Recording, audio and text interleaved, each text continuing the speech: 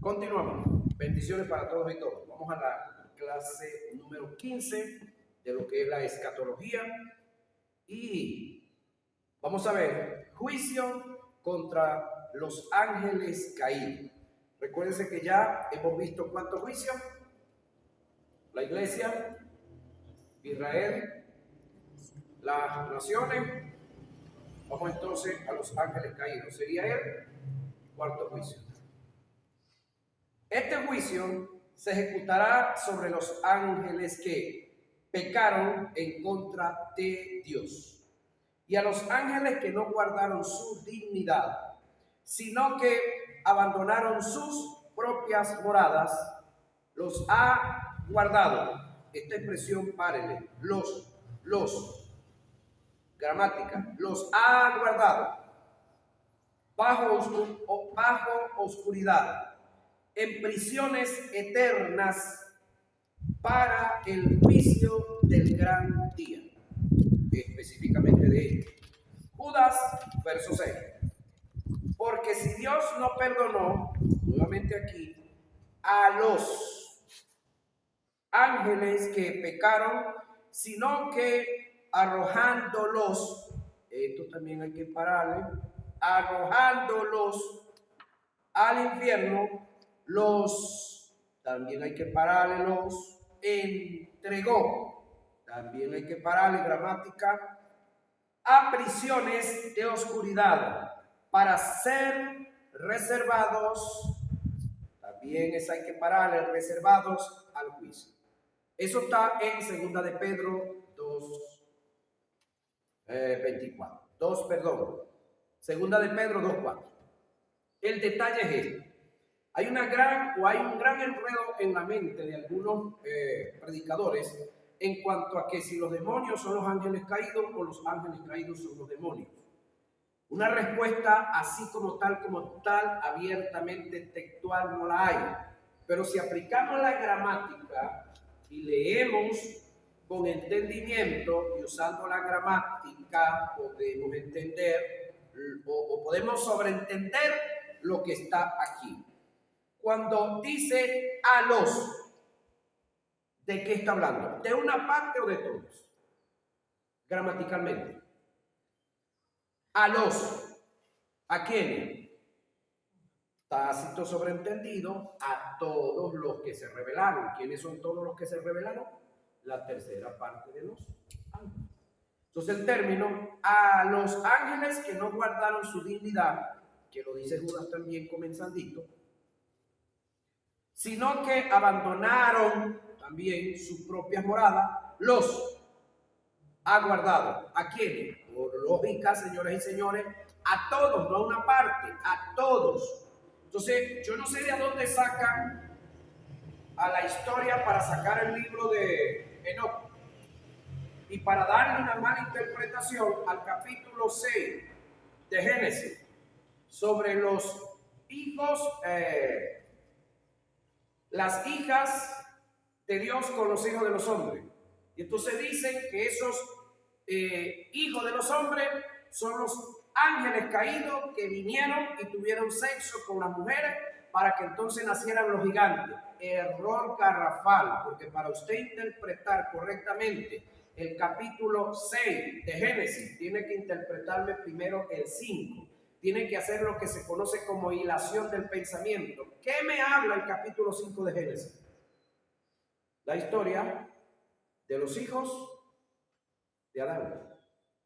Y comienza como toda historia correcta según los psicólogos, los profesionales de la comunicación. Cuando usted tiene una noticia buena y una mala, y alguien lo llama por teléfono y le dice, Pedro, mira, tengo dos noticias, una buena y una mala. ¿Cuál tú pides primero, Pedro? ¿La buena o la mala? ¿Cuál quieres primero? Tiene que decidirse por una. ¿Cuál tú pides primero? ¿Cuál pedirías tú?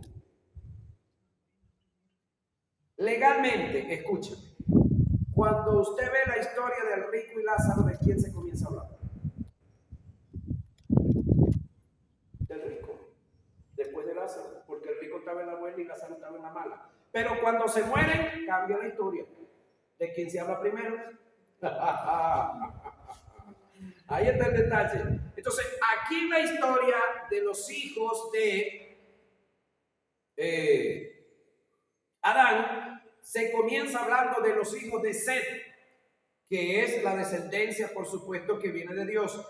Cuando hablamos del capítulo 5, estamos hablando entonces de los descendientes de Caín, el del mal. Entonces, esto no tiene nada que ver, señoras y señores, con que hubo un lote de los ángeles caídos que quedaron de realengo por ahí, desordenados, echando varilla y fregándole la vida a la gente. No, escuchen, cuando leemos y usamos la gramática, escuchen lo que se lee. Y a los ángeles que no guardaron su dignidad, oiga, y a todos los ángeles que no guardaron su dignidad, sino que abandonaron su propia morada, a todos ha guardado bajo oscuridad, en prisiones eternas. ¿En qué?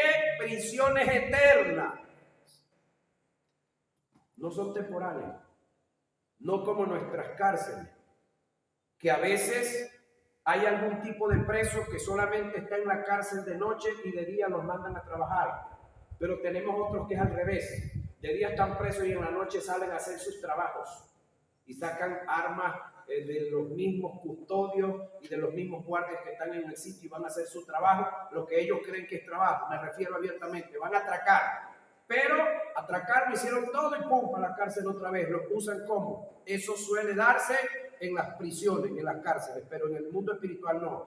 Dice que estos individuos fueron ¿a dónde? A prisiones eternas, para el juicio del gran día. Eso lo registra ¿quién? Judas, verso 6.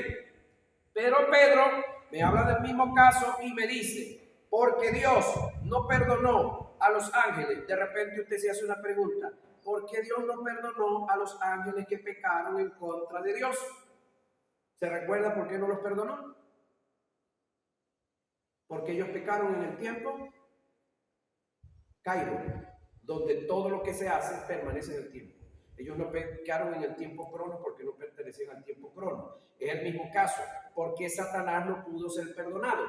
Porque él pecó en el tiempo Cairo, en el tiempo donde las cosas no pueden ser cambiadas. Ahora, al diablo nadie lo engañó. Ese es otro detalle. Pudiéramos decir, bueno, pero a los demonios los engañó el diablo. Pero pecaron en el tiempo del mismo diablo también, en el tiempo donde no se podían perdonar. Por esa razón no fueron perdonados. ¿Quiénes? Todos los ángeles que pecaron, sino que arrojándolos ¿a quién? A todos al infierno, que Judas me dice que son prisiones eternas, los entregó ¿a quién? A todos, a prisiones de oscuridad, para ser reservados. ¿Quiénes? ¿Cuántos? Todos, para ser reservados todos al juicio. Segunda de Pedro 2:4, que es del juicio que vamos a hablar. Tiempo y lugar del juicio. En cuanto al tiempo de este juicio, está determinado, según el apóstol Judas, será después de la segunda venida de Cristo a la tierra. Y esto se determina por el término gran día que utilizó Judas en su escrito. Día que sin lugar a duda hace referencia al día que se le dará cumplimiento a todos los juicios. Se cree que estos ángeles evidentemente estarán asociados con Satanás en su juicio, pero antes del juicio del gran trono blanco, ya que el juicio del trono blanco es el juicio final. Apocalipsis 20, 11 y 15. Se concluye que el juicio de los ángeles caídos se dará después de la era milenaria y haya acabado, pero precederá al juicio del gran trono blanco, ya que este será el último de los juicios, el del gran trono blanco, por supuesto. En cuanto al lugar, las escrituras guardan silencio en cuanto al lugar en el cual este juicio se llevará a efecto. pero es lógico entender que si es un juicio de seres angelicales que se rebelaron y fueron destituidos de las regiones celestiales, su juicio se llevará a cabo en las regiones celestiales también. ¿Quiénes serán juzgados? El número de ángeles que esperaron, todos en su totalidad. Judas verso 6 y segunda de Pedro 2:4. La base a causa del juicio por no guardar su dignidad, rebelándose y ser y ser desleales ante Dios. Judas verso 6 y segunda de Pedro 2:4. Resultado del juicio, ahí va a haber un solo resultado. Habrá un solo resultado. Todos serán condenados y lanzados al lago de fuego. Apocalipsis, oiga, 20:10. Quiere decir, oiga esto, que en el primer juicio, es decir, en el primer juicio ninguno será condenado, pero no todos seremos galardonados. Ojo con eso. En el primer juicio, como no es un juicio para condenación, es un juicio para galardonar, en ese primer juicio nadie será condenado, pero no todos vamos a ser galardonados. Ajá. En el segundo juicio, sí va a haber escogencia entre buenos y malos. El segundo juicio es ¿cuál? El que se le hará a quién? A la nación de Israel. El tercer juicio, ¿a quién se le hará? A las naciones, a los gentiles. Ahí también va a haber escogencia, buenos y malos. En el cuarto juicio, que es el que acabamos de ver, no hay escogencia, buenos y malos, porque todos son malos. Ahora, en el quinto juicio, o los dos últimos juicios serán igualitos. Ahí no habrá escogencia entre buenos y malos. Todos son malos en los dos últimos juicios, en el quinto y el cuarto. Y en el tercero y el segundo sí va a haber escogencia. En el primero no va a haber. ¿Estamos claros en eso, verdad? Algo sí le aclaro yo, que los 5 juicios se harán con justicia, porque los hará el juez justo. Ahora, ¿quién juzgará a los ángeles caídos? Cristo y la iglesia. ¿O no sabéis que hemos de juzgar a los ángeles? ¿Cuánto más las cosas de esta vida? Primera a Corintios capítulo 6. Entonces, Cristo y la iglesia juzgarán o juzgaremos a los ángeles caídos. El juicio del gran trono blanco, último juicio de los juicios. Este juicio, el del gran trono blanco, bien podría llamarse el juicio final. Constituye la terminación del programa de resurrección y de los juicios de Dios. Este juicio sucederá después de la expiración del reino milenario. Apocalipsis 20, 10 y 15. Lugar del juicio. Este juicio ocurrirá en un lugar donde no habrá ni cielo ni tierra. Así lo determinan las escrituras. No está declarado con exactitud el lugar. Y vi un gran trono blanco y vi un gran trono blanco y al que estaba sentado en él, de delante del cual huyeron, oiga, la tierra y el cielo, y ningún lugar se encontró para ellos. Y vi a los muertos grandes y pequeños de pie ante Dios, y los libros fueron abiertos, y otro libro fue abierto, el cual es el libro de la vida. Y fueron juzgados los muertos por las cosas que estaban escritas en los libros, y según sus obras. Y el mar entregó los muertos que habían en él, y la muerte y el Hades entregaron los muertos que habían en ellos, y fueron juzgados cada uno según sus obras. Y la muerte y el Hades fueron lanzados al lago de fuego. Esta es la muerte segunda. Y el que no se halló inscrito en el libro de la vida, fue lanzado al lago de fuego. Apocalipsis 20, 11 y 10. Recuérdense que ya aquí no hay tierra ni hay cielo, hablando de este segundo cielo donde se hizo el juicio. Los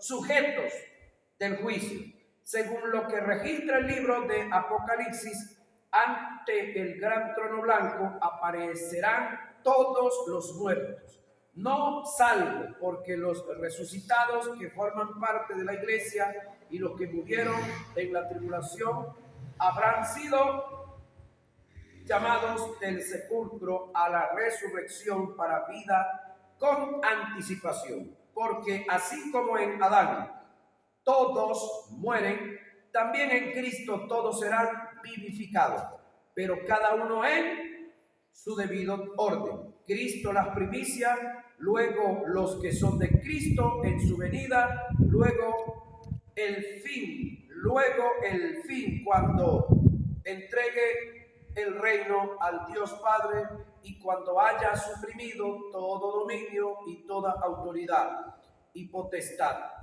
Primera a Corintios 15, 22 y 24. Tampoco queremos, hermanos, que ignoréis acerca de los que duermen, para que no os entristezcáis como los otros que no tienen esperanza.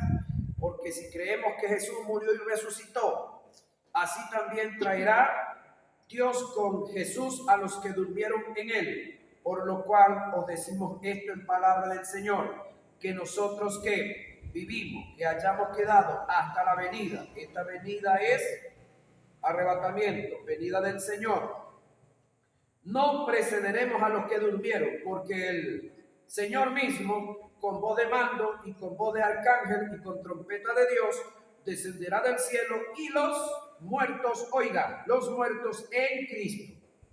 ¿Quiénes son los muertos en Cristo?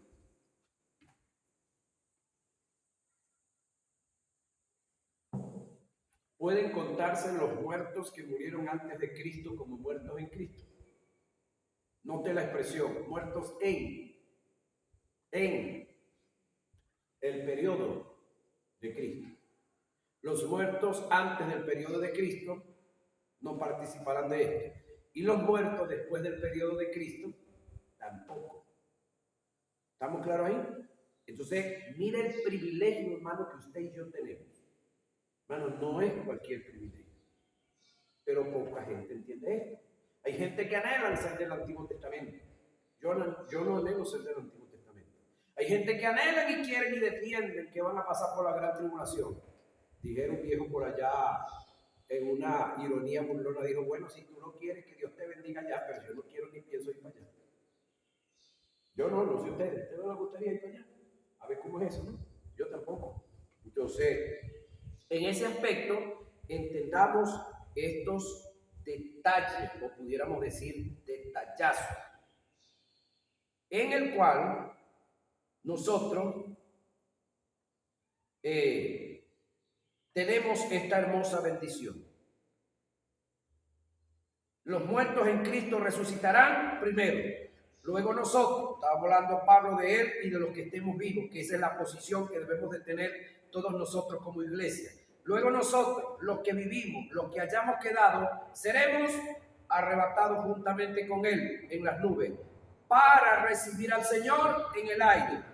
Y así estaremos siempre, nótese que no dice siempre en el cielo, siempre con él, Señor. Por tanto, alentaos los unos a los otros con estas palabras. Primera a Tesalonicenses 4, 3 y 18. Y vi tronos y se sentaron sobre ellos los que recibieron facultad de juzgar. Y vi las almas de los decapitados, es decir, ya estos son los muertos por causa de la persecución en la gran tribulación, por causa del testimonio de Jesús y por la palabra de Dios, los que no habían adorado a la bestia ni su imagen, y que no recibieron la marca en su frente ni en su mano, y vivieron y reinaron con Cristo 1000 años. Pero los otros muertos no volvieron a vivir hasta que se cumplieron 1000 años. Esta es la primera resurrección. Bienaventurado y santo el que tiene parte en la primera resurrección.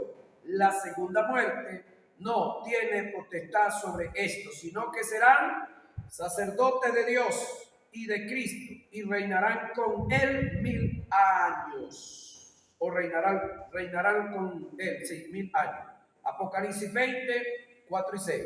Y vi un gran trono blanco y al que estaba sentado en él, de delante del cual huyó la tierra y el cielo. Ya esto es juicio final, el juicio del gran trono blanco. Ningún lugar se encontró para ellos, y vi a los muertos grandes y pequeños de pie ante Dios. Y los libros fueron abiertos, y otro libro fue abierto, el cual es el libro de la vida. Y fueron juzgados los muertos por las cosas que estaban escritas en los libros, según sus obras. Y el mar entregó los muertos que habían en él, y la muerte y el Hades entregó los muertos que habían en ellos. Y fueron juzgados cada uno según sus obras. Apocalipsis 20, 11 y 13. La base del juicio. Este juicio no será para determinar salvación, ya que la naturaleza del juicio no es para salvar, sino para condenar. La causa por la cual el libro de la vida fue hecho presente es para probar y confirmar que ninguno de los juzgados tiene derecho a la vida eterna. En conjunto con el libro de la vida fueron abiertos otros libros donde estaban escritas las obras malas de los juzgados. La condenación se determinó por las obras malas que registraban los libros, no porque no se hallaron en el libro de la vida. Y vi a los muertos grandes y pequeños de pie ante Dios. Y los libros fueron abiertos, y otro libro fue abierto, el cual es el libro de la vida, y fueron juzgados los muertos por las cosas que estaban escritas en los libros según su obra. Apocalipsis 20:12. Destino de los perdidos y resultado del juicio.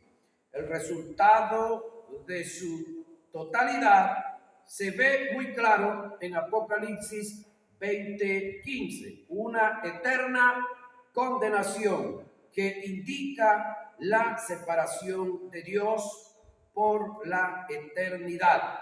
Todos ellos, por supuesto, serán lanzados en el lago que arde con fuego y azufre, que ya no está en la tierra porque ni siquiera en la tierra está. Destino: en el lago de fuego, lo que Jesús llama Gehenna o Valle de Ginón, Mateo 5:22 y Marcos 9:43. Valle de Ginón era un lugar de culto idolátrico a Moloch, a quien se le inmolaban niños mediante el fuego. Segunda de Crónicas 23 y 33:6, que más tarde se convirtió en un quemadero de basura y de desperdicio, donde abundaba el gusano a causa de la putrefacción. Jesús tipificó el infierno eterno con este lugar que sin lugar a duda le queda minúsculo al verdadero lugar de fuego o al verdadero lago de fuego. Es tan intenso y tan macabro el lago de fuego que Jesús no halló lugar en la tierra para compararlo, y lo menos que pudo hacer es relacionarlo con el Valle de Ginón. En este lugar van a parar todos aquellos seres que no tengan ninguna relación con Dios. La bestia y el falso profeta, que son los que van a estrenar el sitio, ¿no? Y luego todos los gentiles que no quieran aceptar a Jesús. Apocalipsis 19:20. El diablo, Apocalipsis 20:10, que es el segundo que entra ya, o el cuarto. La muerte y el Hades van para allá también, Apocalipsis 20:14. Los condenados de Apocalipsis 20:15. Para finalizar la doctrina de los juicios, debemos aclarar que nadie es lanzado, oiga, al lago de fuego sin antes ser juzgado. Y cabe destacar que en todos estos juicios va a tener participación la iglesia. Juzgaremos como iglesia al mundo, primera a Corintios 6:2. Juzgaremos a los ángeles caídos, primera a Corintios 6:13. Las moradas eternas de los redimidos. ¿Dónde será la morada eterna de los redimidos por Cristo? Es una incógnita que todavía la iglesia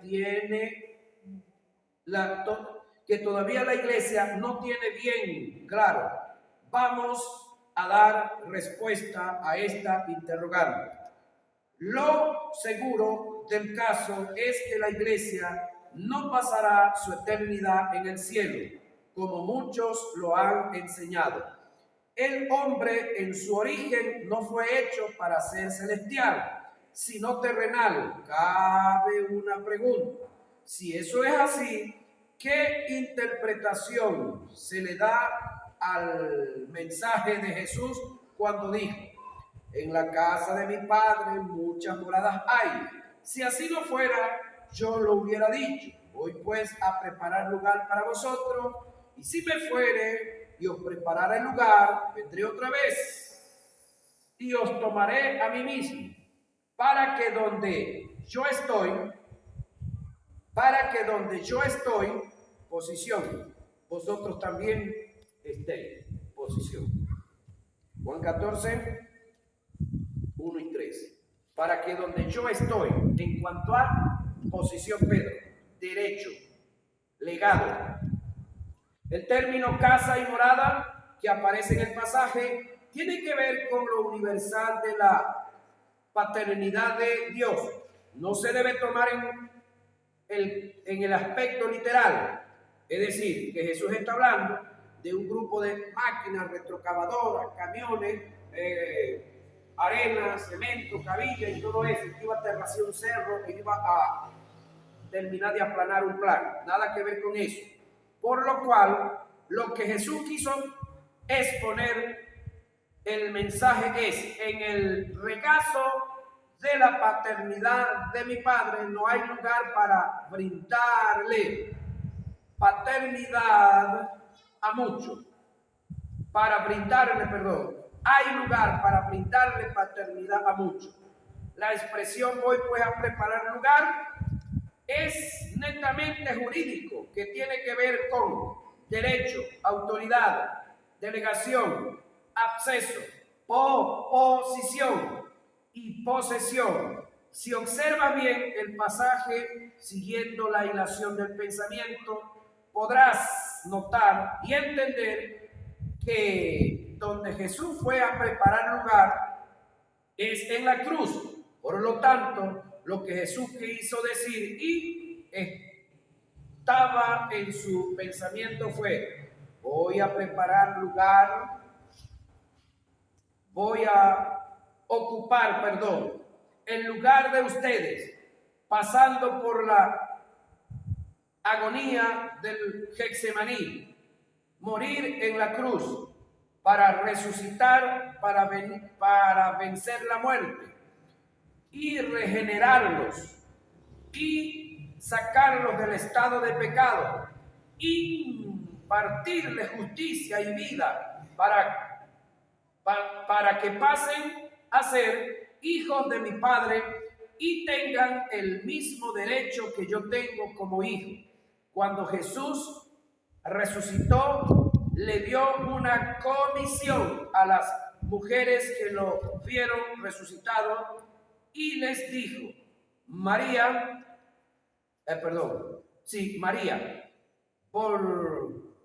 volviéndose a ella, le dijo, Raboni, que quiere decir maestro. Jesús le dijo, no me toques, porque aún no he subido a mi Padre, mas ve a mis hermanos y diles, subo a mi Padre y a vuestro Padre. Es decir, ya el derecho aquí estaba adquirido. A mi Padre y a vuestro Dios. Juan 20, 16 y 17. Según lo que hemos analizado, la iglesia no pasará su eterna morada en el cielo, ni más allá del sol. Hay una nueva tierra donde descenderá la nueva Jerusalén, y allí será la morada de Dios con los hombres por la eternidad. Vi un cielo nuevo y una tierra nueva, porque el primer cielo y la primera tierra pasaron, y el mar ya no existía más. Y yo, Juan, vi la santa ciudad, la nueva Jerusalén, descender del cielo de Dios, dispuesta como una esposa ataviada para su marido. Y oí una gran voz del cielo que decía, he aquí el tabernáculo de Dios con los hombres, y él morará con ellos, y ellos serán su pueblo, y Dios mismo estará con ellos como su Dios. Apocalipsis 21, 1 y 3. Entonces, vayamos entendiendo estas realidades y vayamos ubicándonos en el lugar que nos entregarán. Ahora, las características de la vida en la eternidad. Le dejo acá para que busquen y estudien los textos bíblicos en su casa. ¿Cuáles son esas características de la vida en la eternidad? Por supuesto, en la tierra. Será terrenal. Apocalipsis 21, 1 y 3. Comunión. Juan 14, 3. Y primera a Corintios 13, 12. Y primera de Juan 3, 12. Y Apocalipsis 22, 4. Descanso, Apocalipsis 14, 13. Pleno conocimiento, primera a Corintios 13, 12. No estarán soportando a Octaviano Torres horas y horas estudiando. Santidad, Apocalipsis 21, 27. Gozo, Apocalipsis 21, 4. Servicio, Apocalipsis 22, 13. Abundancia, no tendremos problemas con Maduro, con el de la Polar, ¿cómo se llama? Y todos esos otros por ahí que nos han echado la broma, que nos han escondido la comida. Abundancia, Apocalipsis 21, 6. No habrá problema de la bolsa del crack, una vez al mes. Eso será todos los días. Bueno. Gloria, segunda Corintios 4, 17. Colosenses 3, 4. Entonces, ahí estaremos en plena adoración. Apocalipsis 7, 9, 12 y 19, 1. Ahí no tendremos ni artistas, pastor, ni adoradores. Ahí se habrán adoradores que adorarán, que adoraremos y adoraremos en espíritu y en verdad. Conclusión. Estas características que se darán en nosotros le darán cumplimiento a lo dicho en primera de Juan 3:2. Amados, ahora somos hijos de Dios. Amén. Ya somos hijos de Dios. Y aún no se ha manifestado lo que hemos de ser. Pero sabemos que cuando Él se manifieste, seremos semejantes a Él, porque le veremos tal como Él es. Esa es la gran promesa que todos nosotros, por ahora, estamos en este cuerpo de la vergüenza, en este cuerpo que se enferma, en este cuerpo que se duele, en este cuerpo que le da pena la deuda, que le da pena la desnudez, que le da pena el padecimiento ajeno y el de nosotros mismos. Pero eso es por ahora temporal. ¿Cuál es la gran promesa que tenemos? Reitero esta hermosa promesa de primera de Juan 3:2. Amados, ahora somos hijos de Dios, es decir, ya tenemos ese derecho, ya eso es una realidad en nosotros. Pero aún no se ha manifestado lo que hemos de ser, Pero sabemos que cuando Él se manifieste, esto es arrebatamiento, señoras y señores, para efecto de nosotros. Seremos semejantes a Él, porque le veremos tal como Él es. ¿Cuántos tienen esa esperanza? ¿Cuántos tienen esa esperanza? Añádale a esa esperanza fe y no tiene problema. Esa es la única esperanza que nosotros tenemos. Todo lo demás ya lo tenemos por fe. Amén. Hemos terminado. Bendiciones.